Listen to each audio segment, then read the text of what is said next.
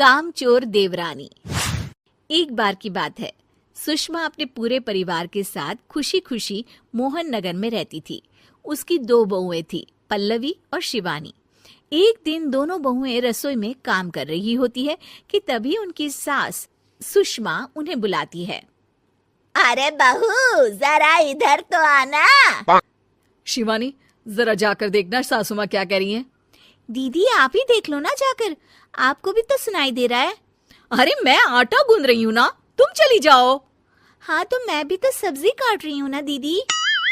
अरे बहू जल्दी आओ। ओफो, ये तो जाएगी नहीं। मैं ही जाकर देखती हूँ कि क्या करना है। पल्लवी सुषमा के कमरे में जाती है। जी मम्मी जी, क्या हुआ? शाम को घर पर कुछ मेहमान आने वाले हैं, तो तुम अच्छा सा खाना बना लेना बहू। ठीक है मम्मी जी, आप बता दीजिए क्या क्या बनाना है और कितने लोग आ रहे हैं। सुनील की मौसी जी और उनका पूरा परिवार आ रहा है। कुल मिलाकर 3 लोग और हमें मिलाकर हुए 9 लोग। तो अभी से ही तैयारी करना शुरू कर दो। और हाँ, घर की सफाई भी कर देना, हाँ अच्छे से। जी मम्मी जी, सब काम हो जाएगा, आप चिंता मत कीजिए। पल्लवी शिवानी को घर में मेहमान आने वाले हैं इसके बारे में बताती है। क्या 9 लोगों का खाना बनाना होगा, घर की सफाई करनी है? बाप रे, सासू माँ ने तो हमें घर की नौकरानी ही समझ कर रखा है। ऐसा नहीं बोलते शिवानी, हम इस घर की बहू हैं और घर के काम करना हमारा फर्ज है।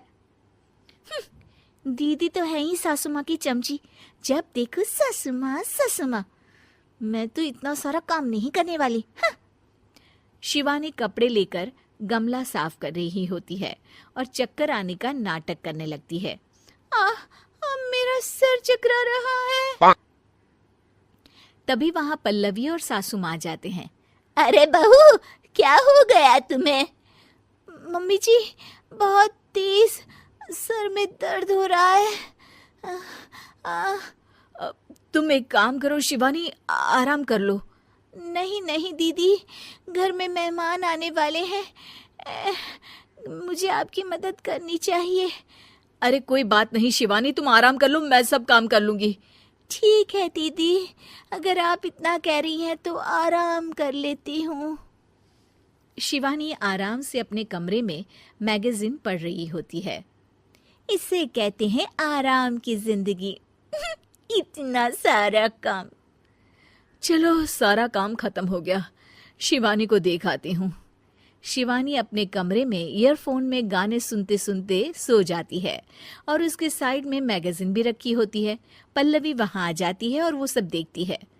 ओहो, तो मतलब सब काम चोरी का बहाना था। अभी बताती हूँ इसको। घर का सारा काम मुझे करना पड़ा और ये महारानी यहाँ मैगजीन पढ़ रही है, गाने सुन रही है। पल्लवी रसोई से एक प्लेट और चम्मच लेकर आती है और शिवानी को थाली बजाकर उठाने लगती है। शिवानी अचानक से उठती है।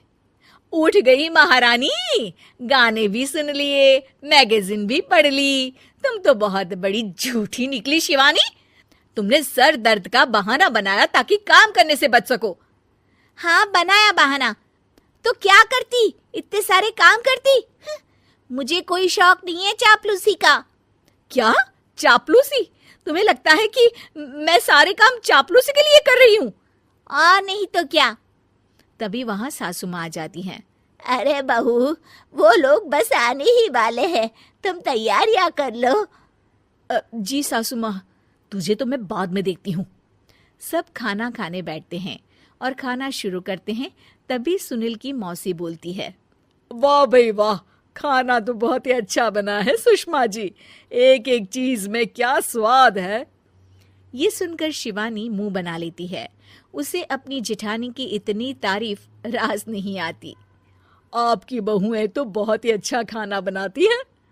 हाँ, बनाती तो दोनों ही अच्छा है, पर आज ना ये सारा खाना बड़ी बहू ने बनाया है। छोटी बहू की तबीयत ठीक नहीं थी, सो इसलिए।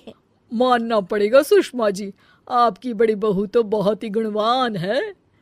पल्लवी की तारीफ सुनकर शिवानी को जलन होती है, पल्लवी ये सुनकर खुश हो जाती है और शिवानी की तरफ देखकर उसे चिढ़ाती है। कुछ देर बाद मेहमानों के जाने का वक्त हो जाता है।